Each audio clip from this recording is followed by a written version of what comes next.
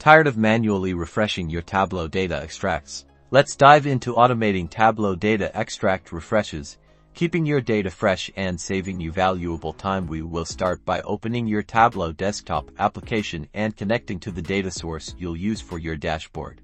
Next, we click on the data source, and then select Extract. This process creates a new extract from your data source. It essentially snaps a picture of your data at a specific time. You can edit the extract by filtering data, aggregating data for performance, and adjusting parameters as desired. Now, the magic happens. This is where Schedule Extract comes into play. Select your data source, hover over the data source, and click on the ellipsis. Select Scheduling Extracts. This opens a window with scheduling options to automate.